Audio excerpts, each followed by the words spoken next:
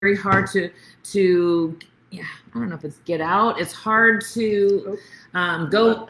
Let's see. What do you do? Sorry, everybody. Keep talking. That's okay. Keep talking. Just keep talking. You always get mad at me for hitting things. Anyway, it's hard to showing on the live.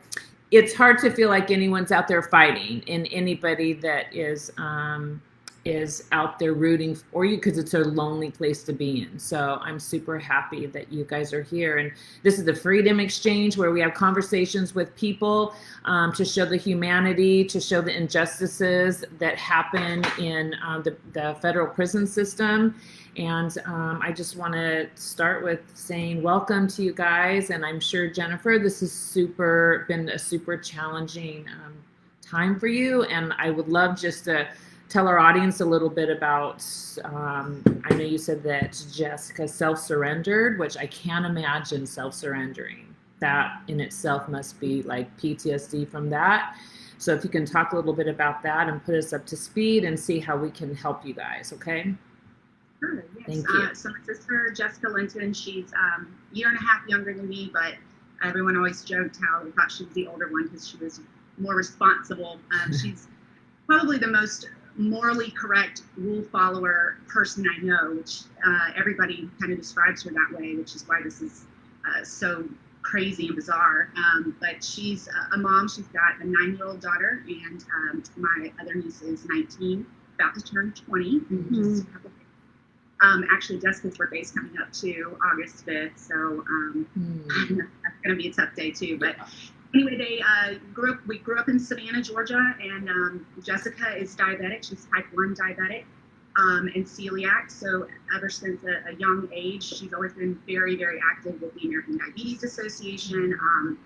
We've grown up to always be, community people and giving back, that sort of thing. My mom instilled that on us. So Jessica got jobs working with diabetic supplies because that's what she knew about. So that's how she got into the healthcare.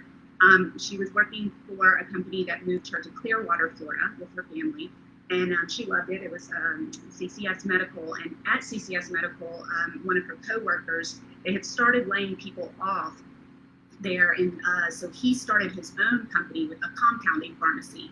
And Jessica was starting to get worried that, she might get laid off as well. And she was, the breadwinner of the family for the most part. And so it was vital that she, keep that income. So he asked if she would come run the Clearwater branch. So they started this company up in Alabama and asked her to just run the Clearwater call center, just a call center.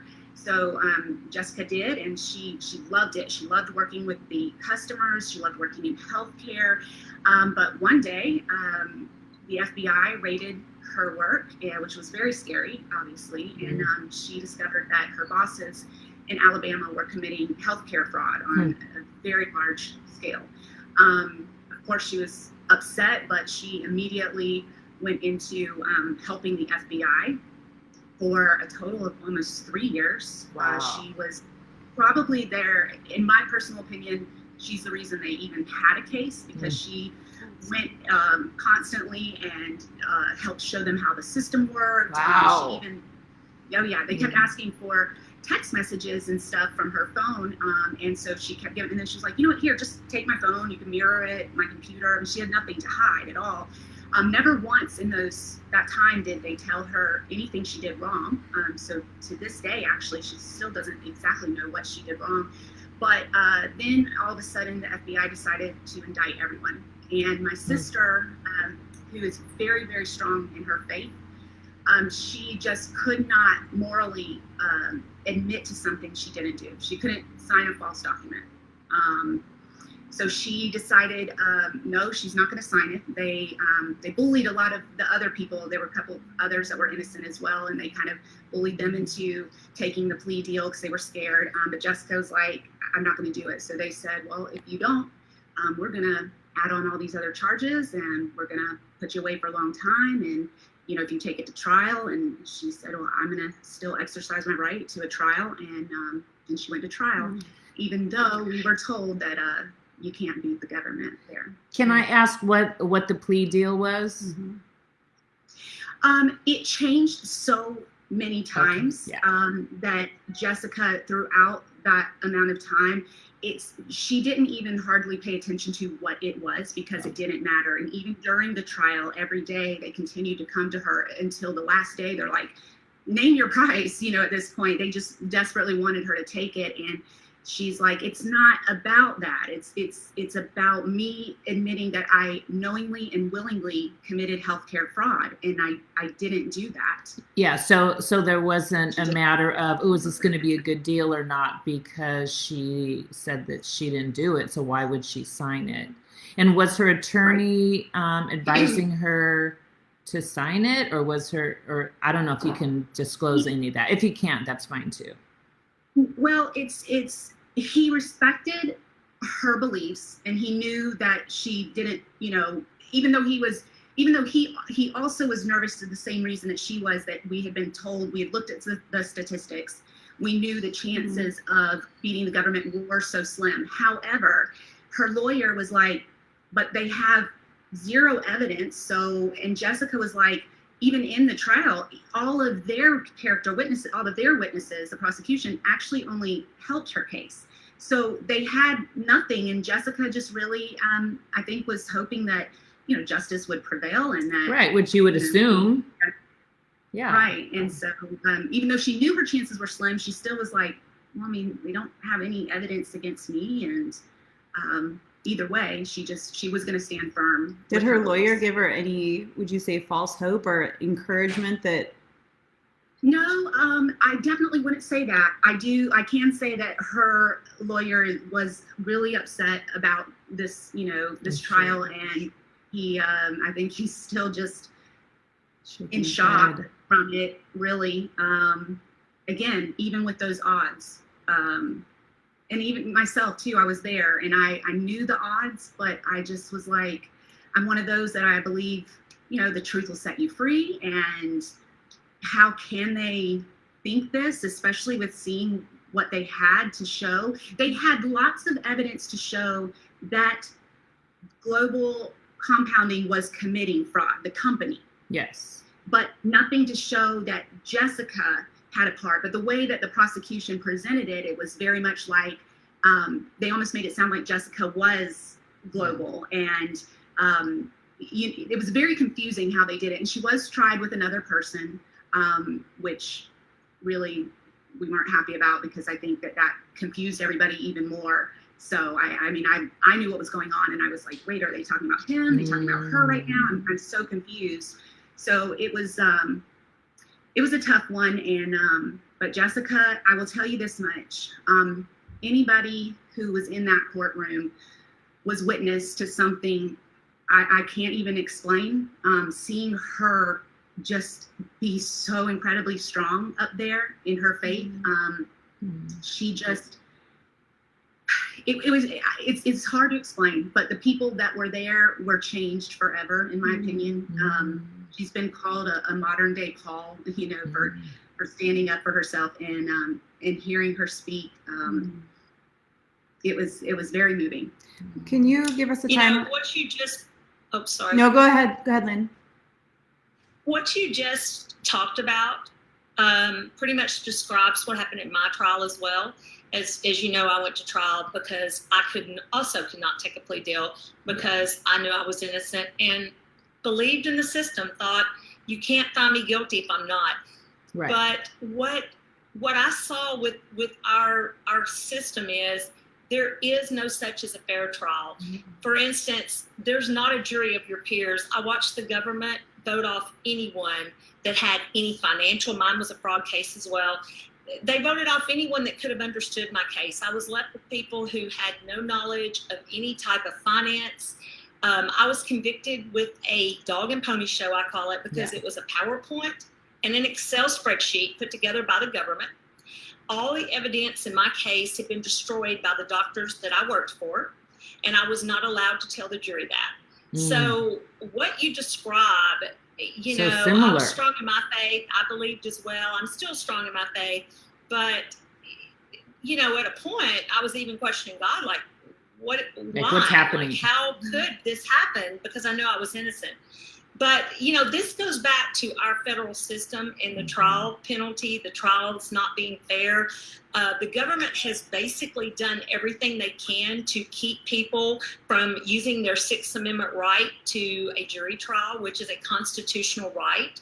And they now make it to where if you're the same story with your sister, with Jessica, they told me if I did not take their plea deal, which the original plea deal was for probation only, and I still turned it down because I just knew I didn't do it. But if I didn't take the plea deal, they were going to get 8 to 13 years of prison for me. So fortunately, my judge did not allow that. How do they say that? I mean, how do they say that with a straight face when they're offering you probation? And if you don't take it, then you get 8 to 13 years. That's like, it drives me crazy. They throw like the numbers.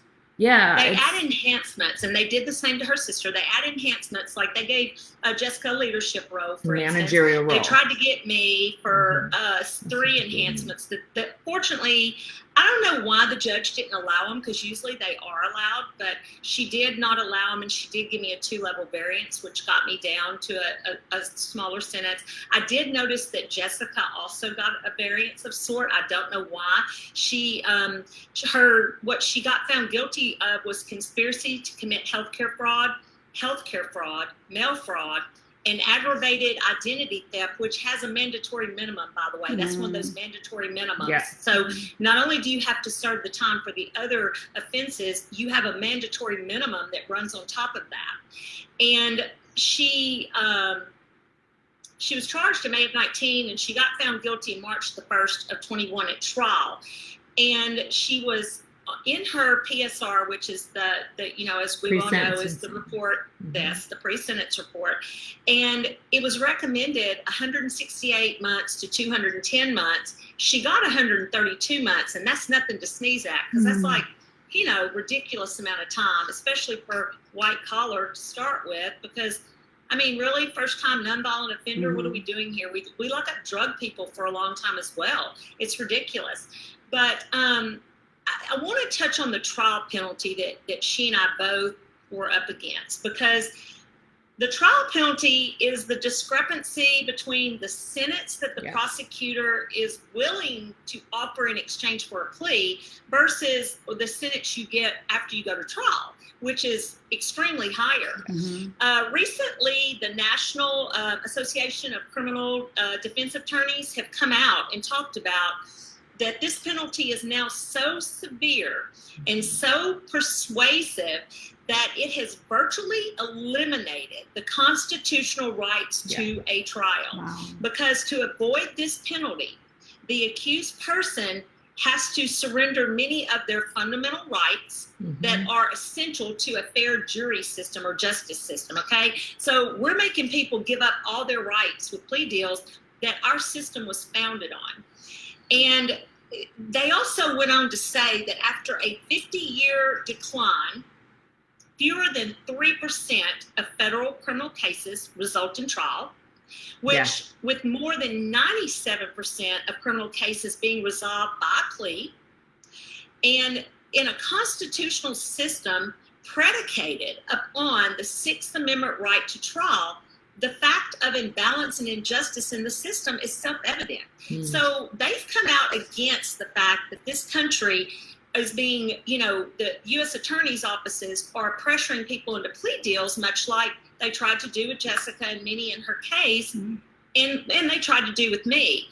And only 3%, and I think that number's a little high, because everything else I've ever seen was 2%. But even 3% is a very, very low number of people that dare to take on the system to what was built into our constitutional system by our founding fathers in this country, to have a right to your Sixth Amendment right to a jury trial.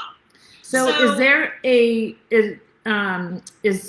what's been said from the prosecutors or the government? Like, what kind of rebuttal allows them to stand on what's happening right now?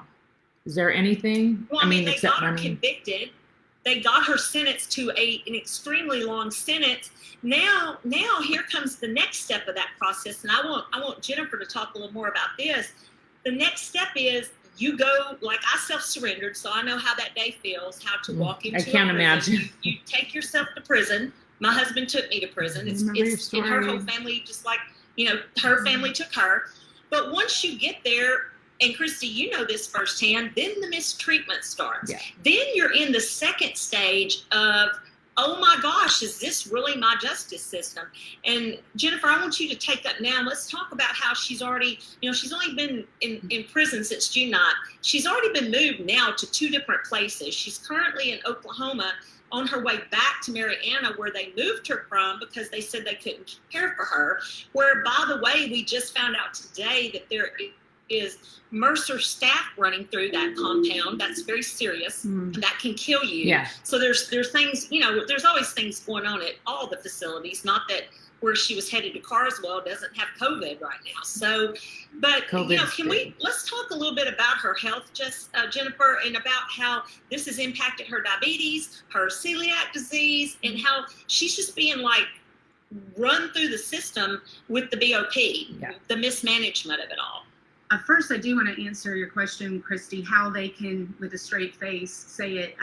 In our situation, again, I don't like to talk too much about the trial, but I can say it wasn't necessarily with a straight face. They almost stuttered it out. The judge at the end said to the prosecution, he said, just so that I'm correct, Jessica helped you during this whole time and helped you get a case. But just because she wouldn't sign the plea deal, that's the reason that you're recommending 11 years. And they stuttered and looked around and finally came up to the microphone and said, that is correct. Yeah, that's bullshit. So I have, you know, the transcripts can show that. And I thought that was very interesting that they admitted that that is the reason, which also I do want to say they recommended more time for Jessica than the people that actually committed the crime. Yeah, I was going to ask, did they tell? Like, you know, because a lot of times when they tell, you know, they make up stuff. So I was just wondering, did someone... Actually, they were, Jessica was surprised that the ones that did come to trial told the truth, which is that Jessica, you know, they said, did you tell Jessica to do this? They said to one of the pharmacists, and that pharmacist said, yes, I you know, admitted that. So that's why the other reason we thought it was fine. I will say that her head boss did not show up. He was supposed to only get 10 years, the main guy, but he did not show up. So he ended up getting 14 years. And I don't know the reason why. But anyway, I did just want to mention that. But yeah, I would say that the day that she self-surrendered, leading up to that was also tough, trying to prepare, you know, tell her youngest daughter, try to explain this to her youngest daughter. I can't imagine. Preparing was tough, really, especially for her husband, having to deal with all of this. During all that preparation too, and the trial, my mother, who already had some health concerns, just doubled, you know, obviously, and it was tough on everybody. Her oldest daughter, she was going to school for nursing down in Palm Beach Atlantic, but this just kind of tore her up, and she kind of almost didn't even want to get in the health care industry after this. So she just, I mean, everybody was kind of a mess. The day of the self-surrender was by far the hardest day. Yeah, I bet. That was really tough because I found it so important to document. You know, I had Jessica interview. That's what you got to see. I had her do that before she left. The hardest part was asking her youngest daughter to get up there and speak. But I explained, like, I have to have this. So yeah, that was smart. I was there videoing, which felt morbid to do, but they understood. We need this because I have future plans, you know, make this documentary, get this out there. So we haven't released that footage, but it's tough, you know, to watch and to have her walk away. One thing that I will say we were not worried about at first was Jessica herself being in there. We weren't. And I'll tell you why. It's because out of everyone we know, Jessica leads a very simple life. She's not high maintenance at all. She has diabetes since she was 9 and the celiac, but she's always been able to control everything herself. She has, some bumps in the road, but for the most part, she can control it. She's not scared. She's brave. She doesn't complain. I mean, we were worried about us and how are we going to manage without her and that sort of thing. We weren't worried about her until she got in. And when she got in and we realized that, first of all, even though they sent the BOP, the PSR that clearly states her condition, they did not have her even down as a diabetic or celiac. I mean, stop right there. Isn't that crazy? I mean, should be against the law. And they put so much weight on that PSR. It's like everything, which, it's so much weight on it, but yet they don't address any of the medical or trauma that is just filled in most PSRs. That's ridiculous. That would be Grand Prairie that designated her. That's where that mistake would have come from. It would be the Grand Prairie designation. Yes, I have a whole issue with them. Yes, I'm sure we all do. Mm-hmm. They had, again, no record of that. And she had a pump, which was clearly stated in all of that as well. They later tried to say that just having a pump immediately makes her a level 3. Yeah. And Mariana is only a level 2 facility. So immediately, and I will also tell you, her family that knows her knows that she does not cry. It used to be a joke with her kids that she didn't have tear ducts. She's just always so strong and she doesn't cry. And Jennifer, I'm going to stop you for a second and let's explain to the listening audience what a level 3 means. The BOP assigns chronic care levels, okay? For instance, I had a torn rotator cuff and I have arthritis, okay? That's all I had. I was assigned level 1 chronic care because they were giving me an anti-inflammatory and I had to have a nose spray for my allergies. Level 3 is way on up there, and it really means that she's not even able to care for herself, which is ridiculous because we know that's not the case. But I did want the listening audience to understand that, there are levels of chronic care. And by the way, the BOP gets a lot more money for the people they put on chronic care, okay? Yeah. So like, for instance, $39,000 for me if I wasn't on chronic care. Level 1 jumped them up to $80,000 a year for me. So that's a huge difference. So sorry, didn't mean to interrupt you, but I wanted to let the listening audience understand what we're talking about. It's a really interesting, I'm learning all about the care levels, just being friends with Kristy. And when she's told me what her story is with that, it blows your mind that they could get away with basically stealing money. Yeah, that's exactly what they do. They had me when I got sentenced. They said I was being a camp in California, which my co-defendants all were. Men were all in camps, and so. But I woke up in Oklahoma, and the camp to California left, and they said you're going to Texas maximum security because you're care level 3, which states in the handbook. I read it a million times. I'm so angry still. Needs help with daily activities such as eating, bathing, and getting dressed. Number 1, nobody is helped with those services in the BOP, except unless you're on palliative care or hospice, which I was a volunteer for hospice. I figured I would learn the most from a woman dying in prison. So I, as a care level 3, helped the women that were actually a care level 3. And I would walk into the landscaping office and say, hey, I can't mow your lawns and be a care level 3. You're going to have to pick one. And as soon as the guy offered to move me, he was transferred. So it's all those little things that you're like, am I really watching this happen? And you're right. They get an enormous amount of money. One last side note on that so people understand. I had been trying to get out for 2 years from that care level, kept me far away from home. And right before I was ready to get out, a counselor that I didn't know called me in her office. And she said, Lasha, why are you a care level 3? And I was like, I want to punch you, actually. I was so angry. And she goes, we need to change that. And Grant, mind you, I'd been trying for months and months, and with the flick of a finger on the keyboard, done.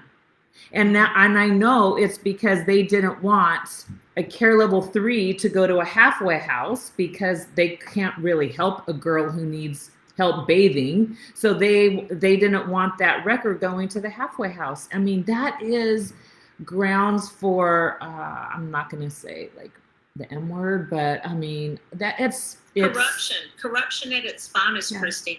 And we saw it throughout the BOP. That's why I appreciate someone like you fighting for this. And that's why I keep saying too, even though all this is so horrible, I have a feeling there's something bigger at work between you and Jessica, that's going to help in this somehow. So we're all here with you. I just wanted to say that. And the interesting, one last thing, I always say this, but the interesting thing is she's a diabetic. If she helped with the American Diabetic Association, that's what I kept thinking. Why is the American Disabilities Act not challenging that? Because so you have a disability or a disease or a health issue, you go to maximum security with people that are in there for life. That makes no sense. Mm-hmm. No. You know, Kristy, something you did just say too was that, you know, nobody challenges. You know, the BOP is not held accountable at all. That's part of the issue. And the waste of taxpayer dollars, not only on this issue, but many others we saw, it's amazing to me. If they were a corporation, they would have already been charged with fraud their own self. But it is amazing what happens. And, you know, Jessica's just just getting started on this journey. And I told her the same thing that you mentioned a minute ago, is that I do think she's destined for something bigger. Me I think too. her voice will be heard. I was very upset when I started this journey, and now I know why God allowed me on Me it. too. And it just, he uses us in ways sometimes we are apprehensive about or don't want to do. But then when you look back on that journey, you're like, okay, God, I get it now. I really get it now. And I know her faith she's going to feel that way as well. In fact, I talked to her, you know, and she even said, you know, hey, I feel peace. So, and she went into it, looking at it as a missions trip. That's That's so awesome. That's so Yeah, good. That's so, beautiful. and then again, like I said, we weren't worried about her. And like I was saying, she just doesn't cry. And the second day she was there, she called me and was trying to, you know, sound tough and let everybody know she's okay. And I said, well, how are you? And she said, it's tough. And I said, what's the toughest part? And she broke down crying, which was the hardest thing I've ever had to hear, because it was the first time I've ever heard it. And she said, they don't have any gluten-free options for me. And I'm going to go ahead and fast forward 6.5 weeks later, however long she has been there. And even though we have had people's offices, you know, I don't know how much I'm allowed to say, but we have had people going to the BOP and asking, and the BOP wrote back that Jessica has been offered a gluten-free meal option at every meal, and the truth is It's not none. true. Right. Zero. And even when she got transferred over to Tallahassee first, before going to Oklahoma, the nurse saw her and said, well, it's not even in your file that you can't have gluten-free. And she did the same thing, boop, boop, boop. Jessica got a gluten-free meal for the first 24 hours, and then it went back to not gluten, because the inmates, you know, prepare the food and they don't know what's gluten. I mean, I tell Jessica, you know, we joke about if I were in charge of her food, she'd already be dead because I can't figure it out myself. Yeah. So Jessica's like, I'm not upset at the inmates. It's not them.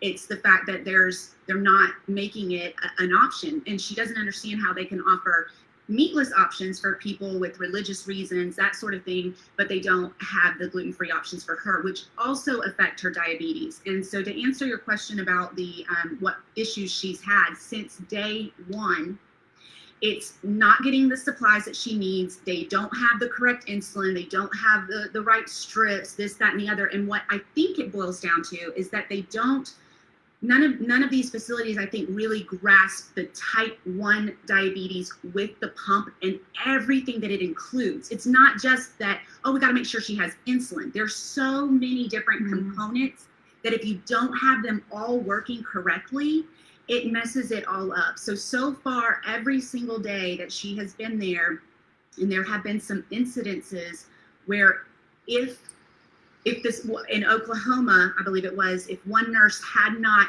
happened to come in that night, Jessica would have ran out of insulin and for the whole weekend. And we don't know what would have happened. And Jessica, give a shout out to, Lynn knew her too, Nurse Hicks, because she just, couldn't believe that they had dropped the ball on her. But, it's every time she gets something right, like she sees a doctor and they're like, okay, let me put this in, it literally never lasts more than 24 hours. So she's been scared. She's strong. Her family, we've all been inspired by her, and we all, have a strong faith as well. And we know, like you said, there's a stronger purpose here. Jessica has already made a big difference there. She started some Bible studies. She's an inspiration to these women. They are continuing to talk about her. So she's already, in a short amount of time, made a big difference and seen her purpose. But we're very scared. You mentioned about the the Disease Association.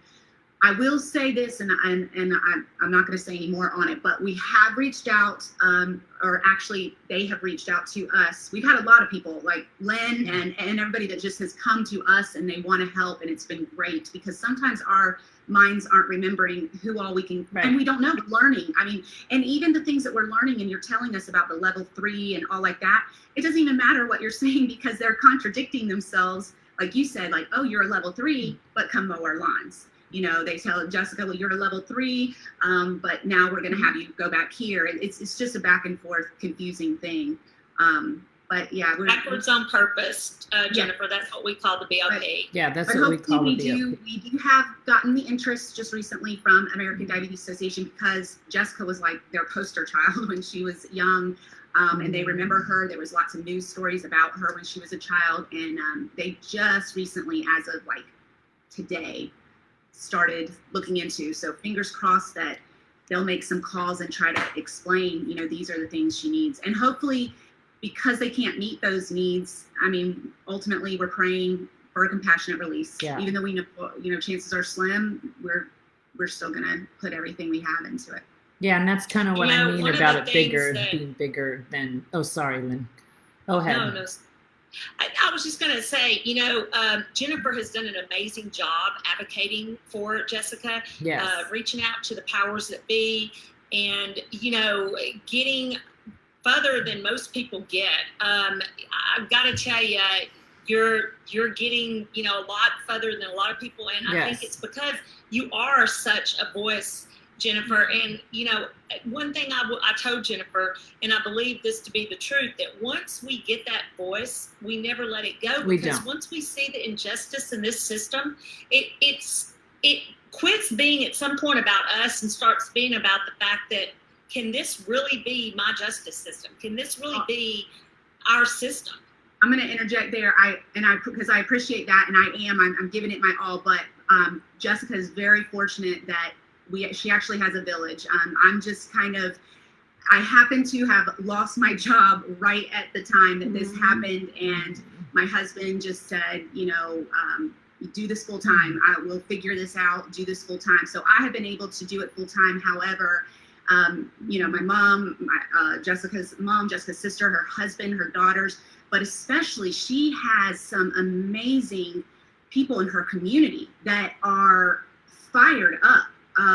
We have had a few of her friends from church, from Girl Scouts, that are going above and beyond and helping us write these letters, which is great because there's so many different entities with this, and there's so many different avenues you can take, and I'm overwhelmed. Yes. So Jessica is that's what sets her apart, is what I've heard. It has made us realize, to us it's normal, but to find out, from you guys, that there are people in there that don't have this community and this village out there fighting for them.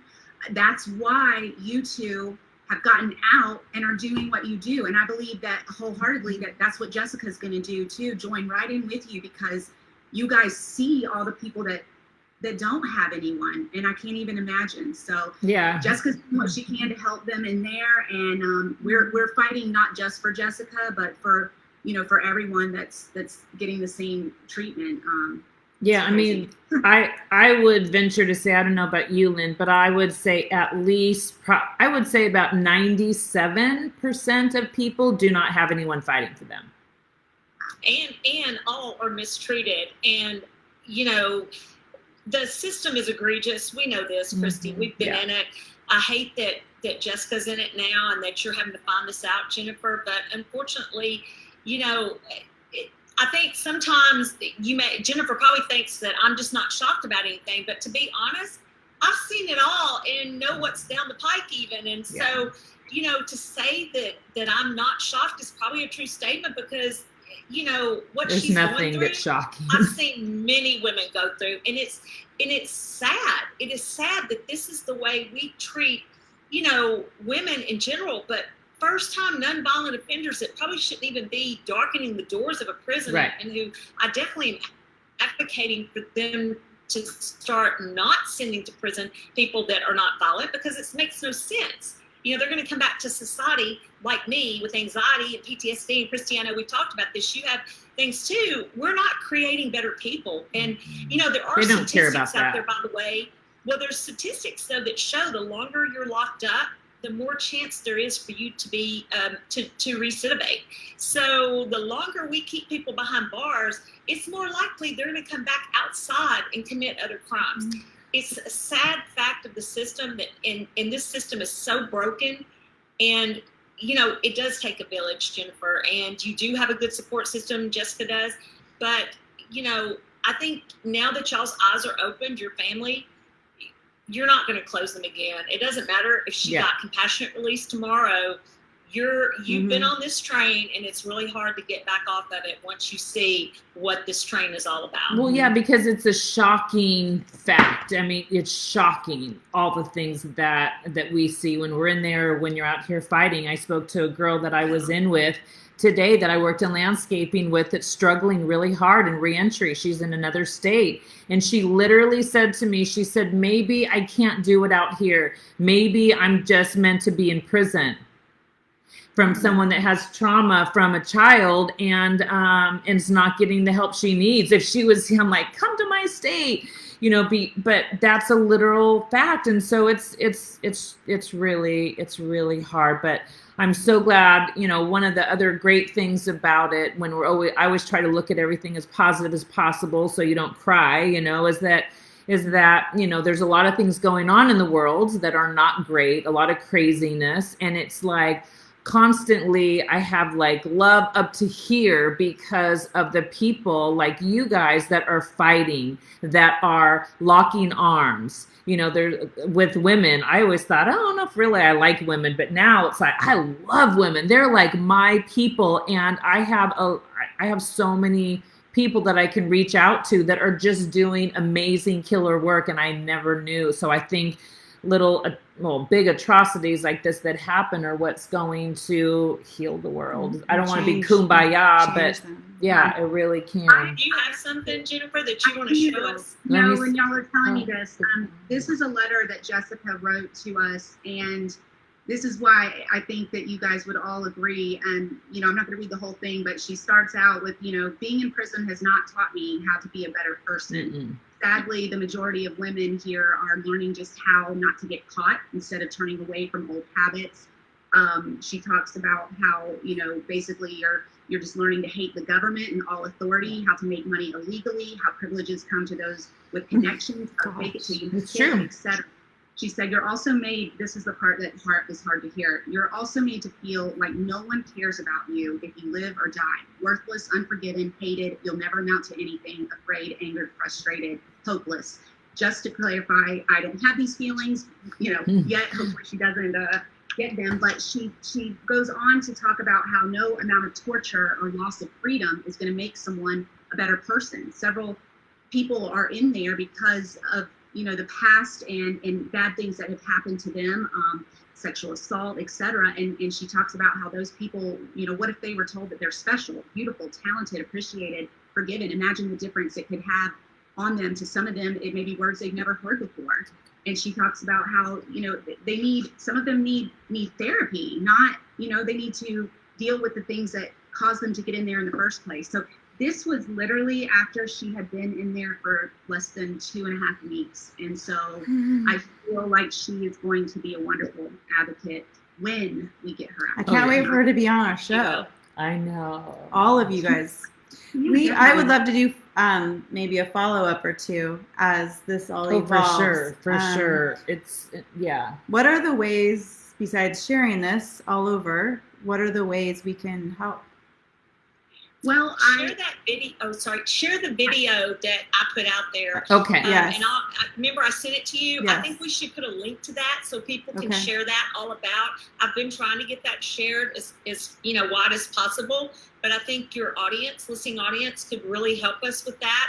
Tweet it, use Facebook, start talking about this case, put the video out there for others to watch, and, jump on the, support wagon and start talking about this case. We need more voices behind us. We do, for sure. The representatives that we have met with have been wonderful. I will say that they're as nice as they can be, and they're patient, and they sit me down and they say, trust me when we say that we want to help. Yeah, but I believe it. Some of them, their hands are completely tied. And so even though we just continue to write them, and they don't get upset because, they just add it to her files, but they say that you have to go bigger and you have to go to Department of Justice, write letters to those people, that sort of thing. But they all admit that exposure, the louder you are type thing, it will hopefully help put pressure on the right people to make a difference. So right now, prayers. Jessica loves getting, unfortunately, we don't know, she's not in a place yet. And, you guys were talking about white collar crime. Jessica's supposed to be in a camp, but during this travel, she is shackled. She is handcuffed. She is even handcuffed in the shower. She has like welts on her legs because, with the diabetics and everything. She's being treated like a hardened criminal. So the travel part, she's scared about. So prayers to get her back to Mariana, that travel is going to be good. And of course, prayers for that compassionate release. That's really what we're looking for. I have to be honest with you. I know it's crazy to say, but I'm not worried about this case getting overturned one day. I just don't see. I won't stop until it does, but that's not crazy. I'm not worried about that right now. I just want to get her health taken care of and have her get what she needs. Yeah. I want to throw into the listening audience as well what you're actually talking about when you're talking about this travel, because I know Kristy and I both have been on Con Air. Yes. It's called Con Air. It's the Marshals Air Transport. And women, I was community custody when I rode on it, which is the lowest security level, meaning I could live out in the community. I could have been at a halfway house, whatever. I was the lowest custody level there was. I was shackled. I was handcuffed. I was belly chained to where my arms would not even make it to my mouth. I would have to bend down to eat it doesn't. the It's bologna black sandwich. You can't undo your pants to go to the bathroom, and you don't want to because there's men at the back of the plane heckling you if you do. It's an egregious system. I was made to stand out on the tarmac in freezing cold weather in February while all the marshals and people were bundled up with gloves and hats and parkas, and we're out there with short sleeve, the wind blew through the thinness of the clothes they give you to travel in. So these are things, and probably in her case, she was out on a hot tarmac because she's been traveling in the summer. But these are things that people don't realize. When you get to where you're going, you have bruises on your ankles, your wrists. You can't walk. There's no reason for this. And not only that, you're surrounded all day long by large machine gun men. It's scary for someone like us that's never been in that situation. And I was 2 years into my sentence before I did that. And Kristy, I don't know how far along you were, but it's scary to do that. I couldn't have done it the first month. I would have probably passed out. Yeah, and they don't tell you where you're going either. They don't tell you. Yeah. No, and you do not know where you're going. No. Not being able to eat all day. No, you can't eat. It was with her blood sugar. So getting all of that emotional stuff and then not having anything to eat. When she got there, she banged on the door for 2 hours yelling, needing medical and needing something to eat. And finally, at the end of the night, they gave her 2 apples. Yeah.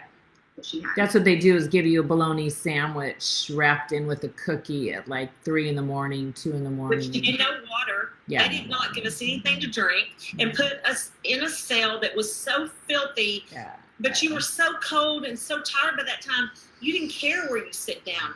We didn't even have anything to wash our hands with when we went to the bathroom because the water didn't work. And there's a toilet in the middle of the room, and there's 18 women in a cell, so you're just like, a guard could walk by and see you. It's very degrading.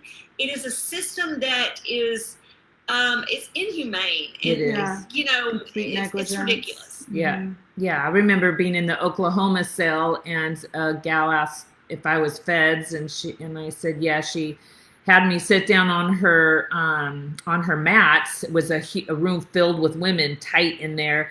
And, so I did, and because I was afraid, and then she was like probably 9 months pregnant, and she just started beating up a girl that was asleep on the floor, and there was blood flying everywhere. It was so bad. I mean, it was this little room. Yeah. I'm screaming, you and were they in Grady County, weren't you? Yeah, yes. County? Yeah, well, that's because the transition center, they said, was full, so I had to go to county, and there was like feces and blood, probably like 3 inches off the floor. So we rolled up our pants. That was after 2 months after I got to prison. Yeah, it was bad. I have a question. Yes. How are you, Jennifer? Yeah. How are you doing? I'm okay. I like it. When people ask me that, I like it because then I have to stop and actually think, oh, I probably you should matter do. too. Yeah, you matter. You matter. Yeah, and so I appreciate when people do that, and they say, I'm going to pray for you too during this journey. I guess for me, it's like I feel uncomfortable when people are like, oh, you're Jessica's so lucky to have you, because to me it's like, there's no other choice. Yeah. Who wouldn't, do this for their family? But I'm, like I said, I'm seeing that a lot of people don't have that. To us and how we were raised, this is customary. This is what you do. You help people in need, regardless if they're your family or they're not. But learning, it's a balance, because when I talk to you guys and y'all are not shocked at anything because crazy stuff has happened to you, and nothing surprises you. And then on the outside, you have people that are like, no way. So it's been quite a learning experience. There are times that it's just overwhelmingly frustrating, where you have so many roadblocks, but fortunately, they've all been followed up, with a glimmer of hope. Something will come as a glimmer of hope. And I feel like I was born to be right here, because all the things that are about me, that my not giving up and just fighting for things, they were used for smaller purposes. Now this is what I'm meant to do. Yes. So that makes sense. I can do it. All and of this, yeah. All of you guys that have. You don't know Jessica. There's been a lot of people that they don't know Jessica. They don't know who she is but they want to help, and they are taking time. You guys are, taking time out of your own day and your own family to help someone that you don't even know. And I'm very appreciative to all of you. Well, there's no problem at all. And a lot of people, I want to say too, I know even my judge here in Oregon, she says, this is really, a lot of times it's a poverty issue too, because, maybe a mom or a sister would really like to fight, but she's taking care of the 3 kids and no husband. And, it's like they travel 4 hours to get on a bus to go see them, with the children. It's very stressful. And like what you said with your mom and the medical issues that happen, stress. I've never experienced stress sickness except for being inside, and I saw what it's like. So of course you would say, of course I'm going to do that for my sister, but it also takes a special person to push past the fear and the, all the stuff that you're dealing with to do all the things that you're doing. So I'm really proud of you. It makes me really happy. And this is a story. This is a story that's unfolding, and it's not going to end in years and years and years from now, I don't think. I think you're going to keep pushing, and we're going to hear some amazing stuff, and it's changing everybody that's being involved. It's obviously changing you and her children, and I think it's kind of exciting in the sense, like Lynn and Kristy, you've experienced that. Look where you are now. Look what you went through to get you where you're going now, and the work you're doing, and the people you're helping, and well, there has to be a bigger purpose for this crap that's happening. This you also have to embrace it. You have to also embrace that, and you guys are doing that, and I'm so glad we could be a part of just getting your story out there. And Lynn, thank you for the connection and letting us know this was going on, and doing whatever we can to put it out there. And we'll put in our show notes. We're here for you. The video of Jessica, and what else should we put in our show notes? What do people want? Is there any other thing? Is there any other address? I mean, in my mind, I'm thinking, well, let's get some money together to get to Washington and do some sort of a rally there, because that's, great. Right? If anyone wants to donate or has any kind of, funds to do a rally there, I think that would be amazing. Let's knock on doors. Let's go door to door in Washington. It's time. It's time people start standing up for the corruption that is our justice system in this country. Yeah, and the American Diabetes Association, the American Disabled. I mean, that's ridiculous. That just shows the power of the BOP, that they're not getting involved. None. And there has got to start being some kind of oversight committee that is not connected to the government. Somebody that's non-biased and neutral. We've got to try to advocate for that in this country, because otherwise they just do what they want and nobody holds them accountable. We've seen Director Carvajal go before the Judiciary Committee, and there's just no accountability. They can't even get him to answer questions. He's just a deflector. So is there any way we can change that, though, Lynn? I mean, I know this is the end. I know you want to. I know you're always the timekeeper, which is great, because I could go on and on. But I mean, is there? I'm a fighter, and Allison is, and we don't stop. But I'm really, from everything I've seen, I'm trying to imagine what it would look like. Like, if I'm going to fight the government or someone is, I always say, I'm going to put a tracker on your ass because I may not make it. I'm just telling you. I mean, it's scary. I've seen things, So, I mean, to fight in that bigger way, not with Jessica, but a fight in the way that's like people that have been in poverty for many years have dealt with this. And so I don't know. Whatever suggestions I think we have to keep bringing attention to it. We have to keep being a voice. I think we have to keep asking for things to change and making suggestions such as, look, there needs to be a neutral party that oversees and holds accountable, and we have to start getting some oversight. But again, these are things that take years and time to change, and it takes someone, or a bunch of somebodies that want to keep pounding that to the powers that be. And Jessica has a lot of people that do filming, and I've mentioned her several times. God probably brought y'all into this because, look, there needs to be a documentary on all these trials that go wrong, how the system works. I mean, this is way bigger than Jessica, so I agree. I think you just started hitting the tip of the iceberg, Jennifer, and I think your family's going to make a huge impact in the criminal justice arena. And I, for one, will be cheering you on and right there walking with you wherever you go. So definitely. For birthday, like I said, if there's anything else anyone wants to do, my mom and I were trying to brainstorm today. I don't know. I mean, it's not like we can mail her anything right now because of where she is.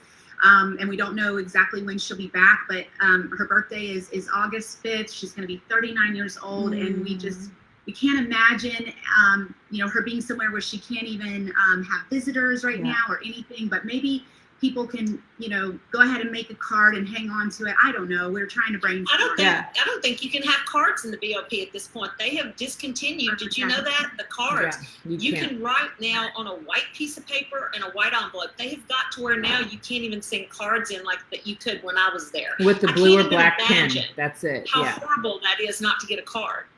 Wow. But, they're just making it worse and worse. But you know what? I think you're right. We should put her... I would say, since she's headed back to Mariana, it's kind of hard though, because if she gets mail and she's not there, they'll just throw it away. Yeah, they because will. She's not there. So maybe we should wait till we find out where she is, but everybody have their birthday letters ready so that we can just bombard her with them as soon as she gets back. Oh, what's that? Oh, and I can't wait to get my shirt. Yes, let's see it. If anybody wants Yes. one, I figured we could get people to get them and take pictures and Yes. hold on to them and send them to her. And That would be Absolutely. amazing.